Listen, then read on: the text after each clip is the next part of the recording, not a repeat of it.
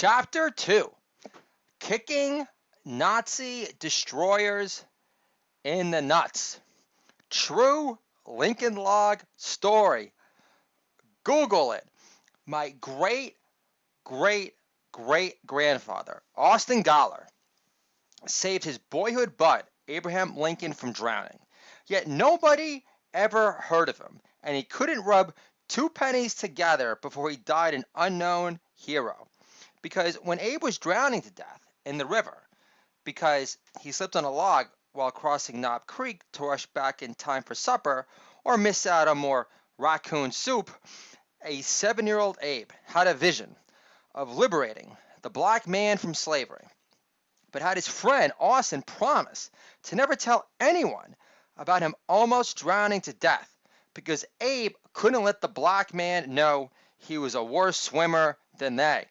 What a jip! Poor Austin never got to cash in on the greatest presidential save after JFK kept Maryland warm for Bobby. My great-grandfather, Austin Goller, was a man of his word and never told anyone about saving Abe's life until after his assassination. But he had to have been tempted from time to time, especially at the local moonshine shack on a Friday night when the circus was in town and the famous circus elephant Old Bet got all the peanuts he could eat. Meanwhile, my great-grandfather, Austin Goller, stares down at his last sip of 200 proof White Lightning, thinking, hillbilly lives don't matter much anymore. Can I get a holla for the most hilarious base of historical based semi-fiction with some truth thrown on top? You're welcome. It's a Shabbat special, and my primo chapter 2 for Resist This. Holla! Thank you very much! Passing on the NFL Prime Ticket 2.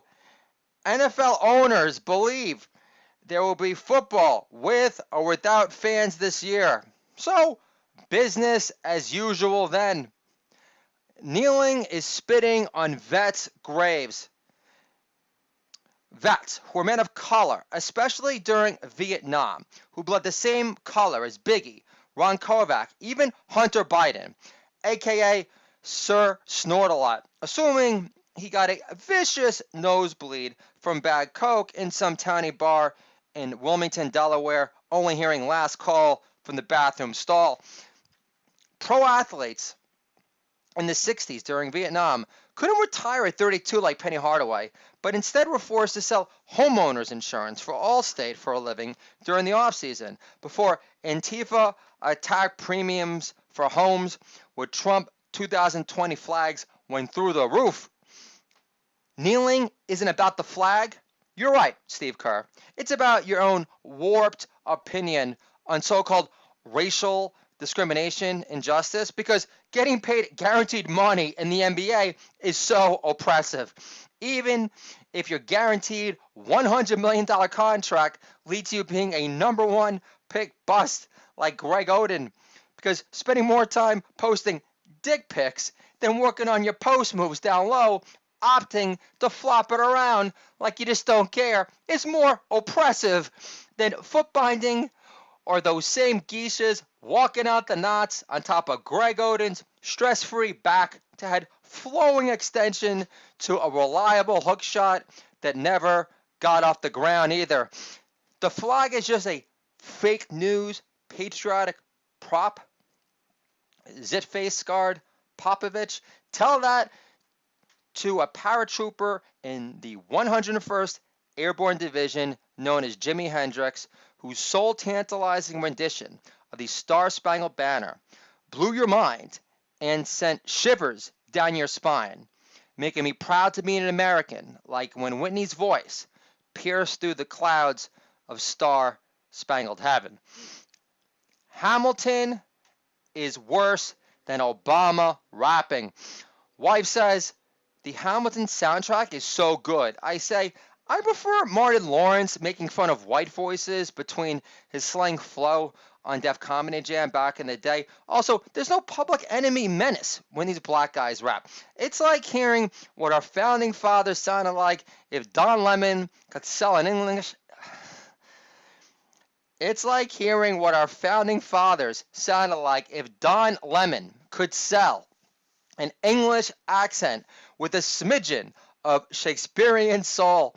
But I'm positive you playing the Hamilton soundtrack on high blast has nothing to do with your interior rah-rah for Biden's fake news lead in the polls while Antifa punks burn Portlandia to the ground because they never outgrew their pyro phase in elementary school. Can I get a holla for preaching the gospel a long time? Holla! Thank you very much! Hate speech police. Did you know you could be fined $250,000 for using dehumanizing language on an illegal alien in New York City? Like saying, no speak English? Who's translating these insults for one exactly? Now, an illegal immigrant in New York City gets a driver's license to vote and a hate speech translator to bankrupt Apu at a bodega in Flushing. F the Paw Patrol police. Defund Paw Patrol. But how is Chase, the cartoon dog, guilty of systematic racism? I still don't know if I said that the right way. Did Chase refuse to promote Rebel, the cartoon bulldog, to sergeant after he went undercover to bust up DMX's more vociferous younger brother's dogfighting ring under the codename Yonkers is Black up in here? Defund Paw Patrol, but then Ice Cube can't rap about fucking up Chase with his own mace since Paw Patrol got defunded.